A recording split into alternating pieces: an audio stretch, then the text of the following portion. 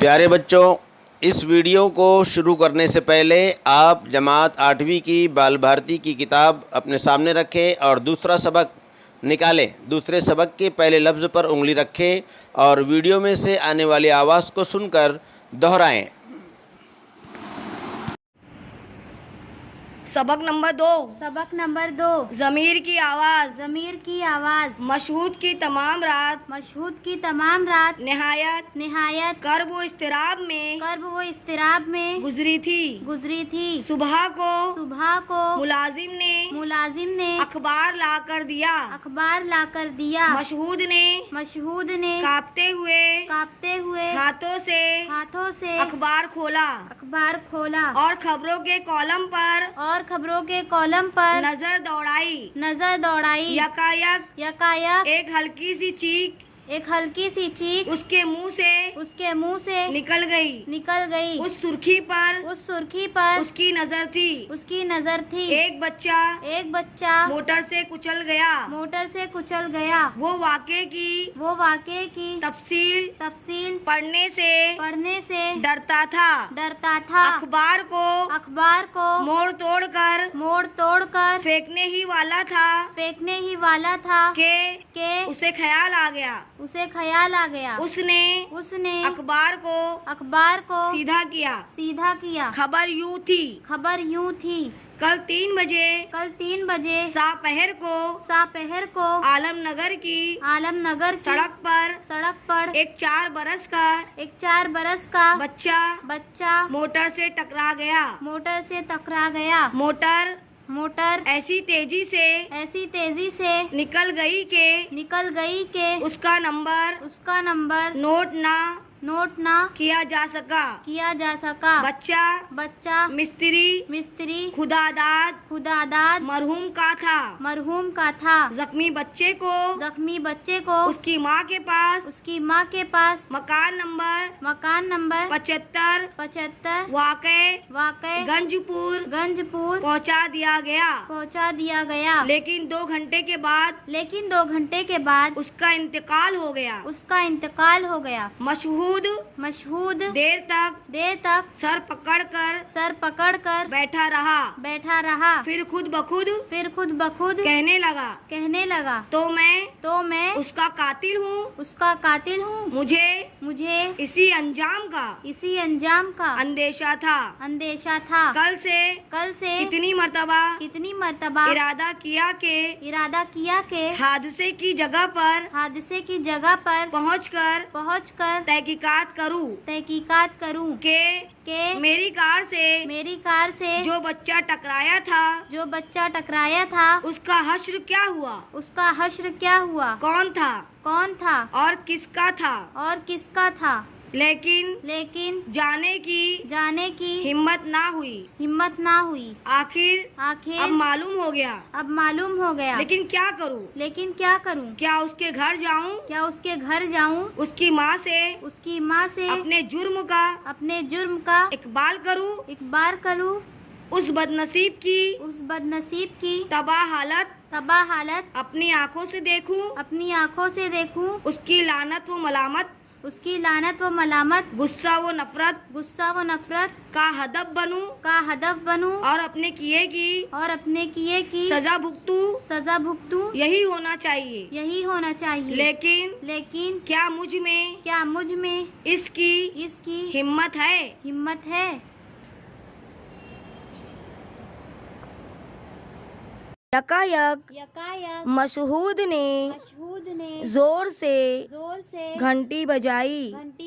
मुलाजिम आया। मशहूद ने कहा फौरन असबाब बांधो। मैं बम्बई जा रहा हूँ। उसने तय कर लिया कि इस शहर से चले जाना चाहिए। ये भेद किसी को मालूम नहीं। मालूम नहीं, लेकिन ये कांटा लेकिन ये कांटा दिल में खटकता रहेगा। रहेगा। कहीं दूर चला जाऊं, कहीं दूर चला जाऊं, बम्बई की दिलचस्पियों में ये चुभन महसूस ना होगी। ज़मीर की आवाज़ दब जाएगी। ये सोचकर तिजोरी में से नोटों की एक गड्डी निकालकर वस्कोट की अंदरूनी जेब में रख ली और उठ खड़ा हुआ के चलकर दोस्तों से रुखसत हो आऊं। चौक से गुजरा तो इत्तेफाक से कोई मेला था।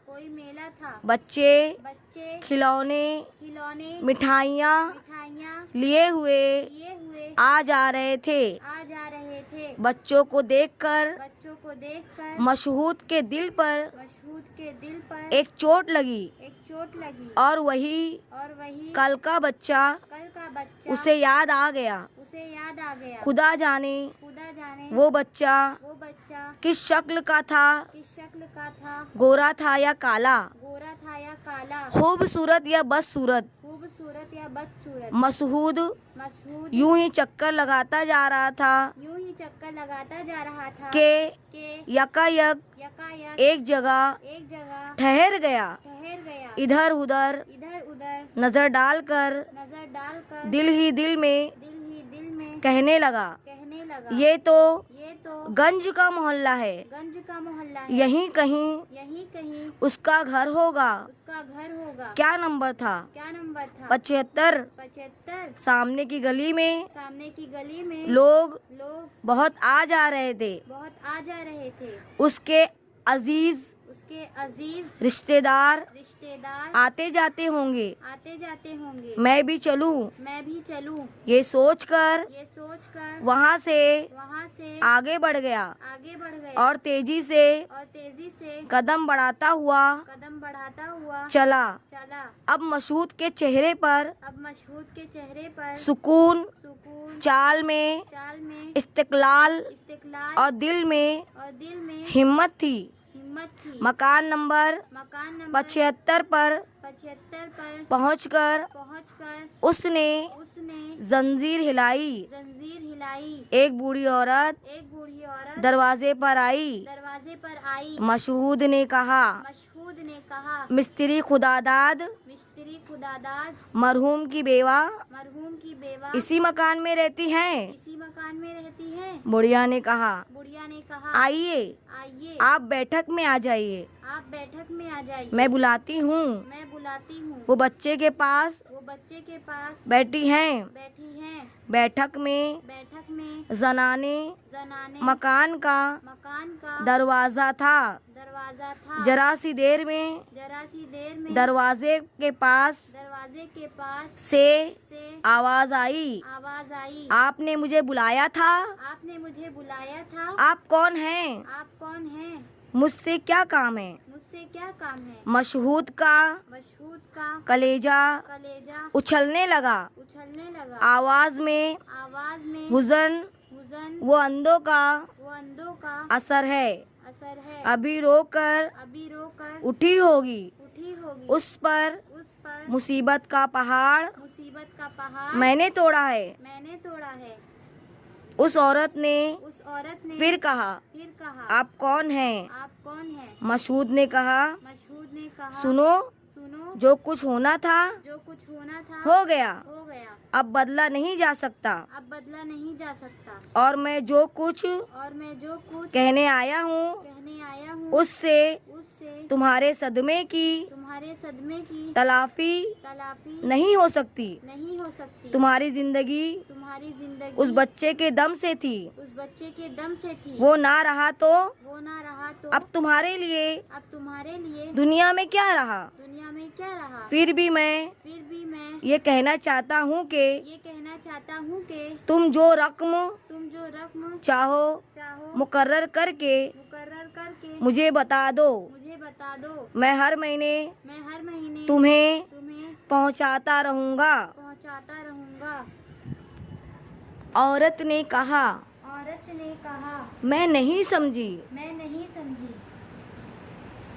आप आप क्या कह रहे हैं? क्या कह रहे हैं? इस मर्तबा इस मर्तबा आवाज में आवाज में हैरत थी, हैरत थी। कोई बरहमी कोई बरहमी और और बर बर आफरोतगी आफरोतगी ना थी। ना थी। मशहूद ने कहा, मशहूद ने कहा, बीबी बीबी मुझे मुझे खुदा ने खुदा ने बहुत कुछ दिया है। बहुत कुछ दिया है। मैं हर रकम मैं हर रकम खुशी से खुशी से दे सकता हूँ, दे सकता हूँ। और जब तक और जब तक तुम्हारी कोई तुम्हारी कोई खिदमत ना करूँगा, खिदमत ना करूँगा, मेरे दिल को मेरे दिल को इत्मीनान ना होगा। इत्मीनान ना होगा। औरत ने कहा, औरत ने कहा, मियाँ मियाँ अल्लाह आपको अल्लाह आपको बहुत सा दे, बहुत सा दे। मेरा बच्चा सलामत है। मेरा बच्चा सलामत है। मशहूद को मशहूद को अपने कानों पर अपने कानों पर यकीन ना आया यकीन ना आया कि क्या सुन रहा हूँ, कि क्या सुन रहा हूँ। मुतहय्यर रह गया। मुतहय्यर रह गया। मशहूद ने कहा, मशहूद ने कहा, लरसती हुई आवाज से, लरसती हुई आवाज से, बच्चा सलामत है। बच्चा सलामत है।